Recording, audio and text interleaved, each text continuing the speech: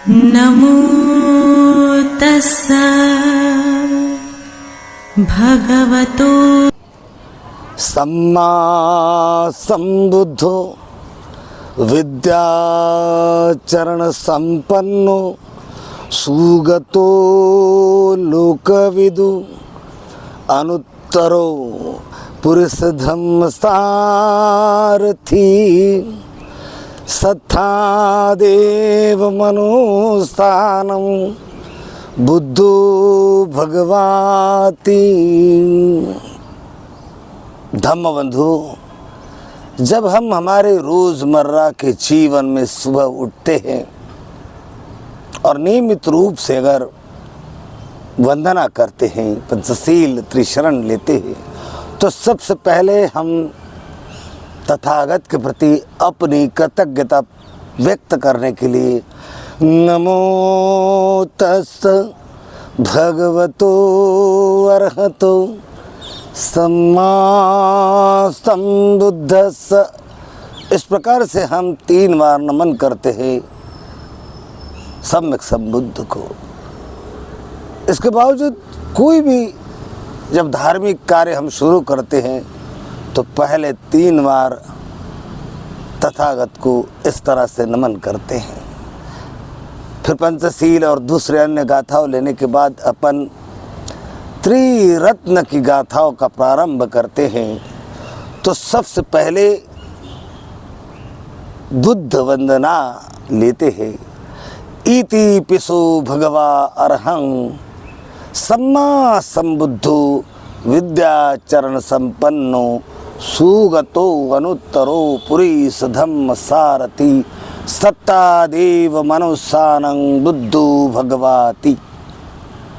बुद्ध में क्या खासियत थी, वो कितने महान थे, उनकी महानता, उनकी विशाल था, उनकी सर्वज्ञता, उनके दसबल, ये सारी बातें वंदना के इस 2 पंक्ति में आ जाती है कि इति पिसो भगवान। जैसे किसी ने कोई प्रश्न किया हो कि कैसे थे वो भगवान, तो इति पिसो भगवान अरहं, वो भगवान ऐसे थे, अरहंत थे, सम्यक संबुद्ध थे, विद्याचरण संपन्न थे, सुगत यानी उनको सुगति प्राप्त हुई थी। सुगतो अनुत्तरो, अनुत्तर थे, उनके समकक्ष कोई भी देवता, कोई भी धर्म संस्थापक उनके समकक्ष नहीं, उनकी बराबरी नहीं कर सकता। सत्तादेव मनुष्यानां बुद्धो भगवाति, देवता और मनुष्य के शासक थे, यानी कि धर्म के मार्गदर्शक थे। ये गुणों का वर्णन इस गाथा में। तो उसका जो तीसरा गुण है अरहतो सम्मा संबुद्धो विद्याचरण संपन्नो, तो ये विद्या और चरण क्या होते हैं? विद्याचरण संपन्न किसे कहा जाता है? क्या होता है विद्या और चरणों के संपन्न होना? तो साथियों, 8 प्रकार की विद्या है।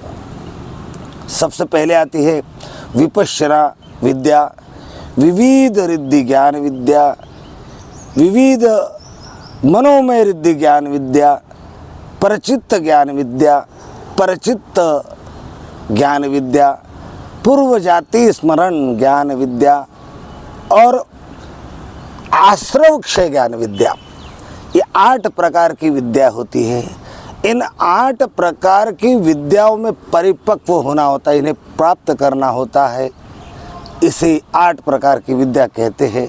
और इन 8 प्रकार की विद्याओं की शुरुआत होती है आनापान सती ध्यान से, यानी सांस आ रहा है, जा रहा है, सांस आ रहा है। सारा ध्यान हम अपने नैसर्गिक प्रक्रिया सांस के आने जाने की उस पर लगा देते हैं। कोई कल्पना नहीं करते, कोई मिश्रण नहीं करते, सांस केवल आ रहा है, जैसे आ रहा है वैसे आ रहा है, जैसे जा रहा है वैसे जा रहा है, जहाँ छू रहा है वहाँ छू रहा है। तो इसको यथाभूत वास्तविक रूप में उसे वैसा का वैसा महसूस करने का प्रयत्न करते हैं। यहाँ से हमारी यथाभूत ज्ञान दर्शन की यात्रा शुरू हो जाती है, क्योंकि हम अपनी कोई कल्पना उससे जोड़ते नहीं हैं, कोई मिश्रण नहीं करते हैं। जैसा आ रहा है वैसा यूँ हम हमारे चित्त को, मन को, वास्तविकता को वैसे के वैसे रूप में स्वीकार करने की आदत डालने का प्रारंभ करते हैं। धीरे धीरे हम विपश्यना विद्या की ओर जाते हैं, तो विपश्यना विद्या में हम लीन होने लगते हैं। तो शरीर में उठने वाली तरंगों के माध्यम से ये तरंगें क्यों पैदा होती है, क्या हो रहा है, इसके पीछे के क्या कारण है, कैसे चार भूत हमारे शरीर में काम करते हैं, ये शरीर कैसे अनित्य है, इस शरीर में कोई आत्मा नाम की कोई चीज़ नहीं है, ये अष्टकलापों से कैसे बना है और ये अष्टकलाप अपने शरीर में कैसे काम करते हैं, सूर्य के तेज का, वायु का, भूमि का, जल का कैसे हमारे शरीर पर परिणाम होता है। विपश्यना विद्या से जानते हुए तथता के मार्ग पर कदम कदम हम आगे बढ़ाते। इस दौरान हमें कड़ाई से शिलाचरण करना होता है, पंचशीलों का पालन कड़ाई से करना होता है, अष्टशीलों का पालन कड़ाई से करना होता है, 10 शीलों का पालन कड़ाई से करना होता है। तो जब हम शीलों का पालन करने की शुरुआत करते हैं तो जो चरण की संपदा है, 15 प्रकार के चरण हैं, उन 15 प्रकार के चरणों के माध्यम से हम इन 8 प्रकार की विद्या को प्राप्त कर सकते हैं।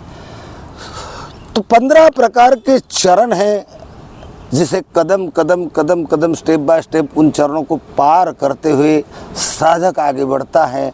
तब जाकर साधक अगर चाहे तो इन विद्याओं को प्राप्त कर सकता है। तो वो 15 प्रकार के चरण कौन से हैं? तो वो 15 प्रकार के चरण हैं: शील में पूर्णतया प्रतिष्ठित होना, इंद्रियों को संयमित रखना, भोजन में मात्रज्ञ होना, जागरणशील होना, श्रद्धा यानी तथागत बुद्ध में श्रद्धा, तथागत ने जो मार्ग बताया धम्म उसमें श्रद्धा, तथागत ने जो आर्य अष्टांगिक मार्ग बताया उस पर चलकर ही हम निर्वाण को प्राप्त कर सकते हैं, संबोधि प्राप्त कर सकते हैं। इन बात पर विश्वास करना, हिम अपत्रव से युक्त होना, यानी जो ध्यान की क्रिया है, जो साधना है उस साधना में लीन होना, हिम अपत्रव से युक्त होना है। बहुश्रुत होना, यानी कि जहाँ से भी कुछ सुनने मिलता है, जानने मिलता है, उसे समझना और अनेक प्रकार की विधियों में पारंगत होना।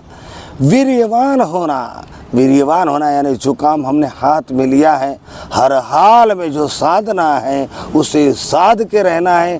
कोई भी अड़चन निर्माण आती तो विचलित नहीं होना, वीर्यवान होना।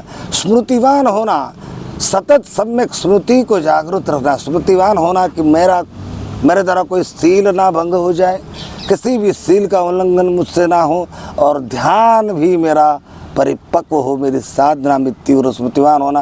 प्रज्ञावान होना, यानी कि जब हम साधना कर रहे हैं, यथाभूत ज्ञान दर्शन को प्राप्त करने का प्रयास कर रहे, तो जो हमारे अनुभव की कसौटी पर उतर रहा है उसे साक्ष्य भाव से देखना, समझना। और चारों रूपावचर ध्यानों में परिपक्व होना। 8 प्रकार के ध्यान है, उसमें से कम 4 प्रकार के ध्यान इसमें पारंगत होना। ये 15 प्रकार के चरण हम जब पार कर जाते हैं साधना के माध्यम से, शिलाचरण के माध्यम से, वाणी काया वाचा के संयम से, तब जाकर एक विद्या हमें प्राप्त होती है। तो फिर वही विद्या जो विपश्यना विद्या के कारण हमें प्राप्त हुई, मनोमय रिद्धि ज्ञान विद्या। मनोमय रिद्धि ज्ञान विद्या का मतलब है मन का पूरा ऑपरेशन हम कर डालते, मानसिक तौर पर हम परिपक्व होते, मनोविज्ञान में पारंगत होते हैं हम लोग।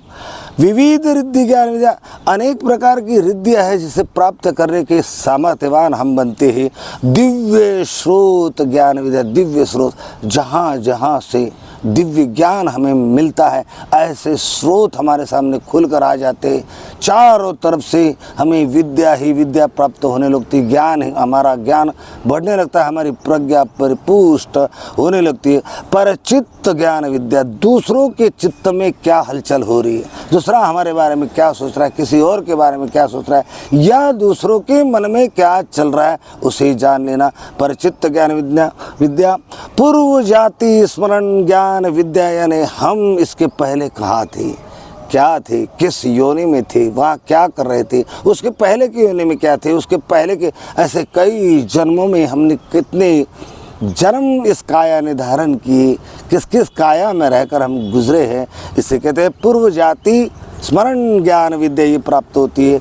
दिव्य चक्षु ज्ञान विद्या, दिव्यता हमारे मन में जागती है। जब भगवान बुद्ध ने 4 आर्य सत्यों का खोज किया और उन चारों आर्य सत्यों को 3-3 रूपों में उसको परीक्षित करने का प्रयास किया, तो भगवान के मुंह से उद्गार निकले, पुब्बे अनुसुत्तेषु धम्मेषु चक्षुत्पादि ज्ञानं उत्पादि विद्या उत्पादि आलोको उत्पादि। कि मैंने आज तक कई धर्म संस्थापक, कई विचारवंतों को, कई तत्वज्ञानी से मिला, उनसे चर्चा की, लेकिन उन सभी के मुंह से काल्पनिक आश्चर्यचकित बातें ही मैं सुनता था, वास्तविकता मुझे कुछ दिखाई नहीं दी। लेकिन जब मैंने इन 4 आर्य सत्यों की खोज की तो अब मेरे सामने सत्य प्रकट हो गया, पुब्बे अनुसुत्तेषु धम्मेषु चक्षु उत्पादि। कि मैंने ऐसा कभी पहले सुना ही नहीं कि संसार में दुख है और वो दुख बिना कारण नहीं है, सुख है तो बिना कारण नहीं है, इसके पीछे कारण है और इसका निवारण हो सकता है, निवारण की स्थिति है और निवारण तक ले जाना वाला मार्ग है। ऐसा मुझसे पहले जितने भी धर्म संस्थापक हुए, जिन्होंने धर्म की बात की, उन्होंने कभी कहा ही नहीं, किसी के द्वारा सुना ही नहीं। इसलिए बार बार कहते हैं पुब्बे अनुसुत्तेषु धम्मेषु चक्षु उत्पादि। तो ये 8 प्रकार की विद्या और 15 प्रकार के चरण की संपदा पाकर तथागत सम्यक संबुद्ध बने और हर कोई इन 15 प्रकार की चरण और 8 प्रकार की विद्या प्राप्त होने से ही रिद्ध सिद्ध पुरुष बनते हैं। नमो बुद्धाय।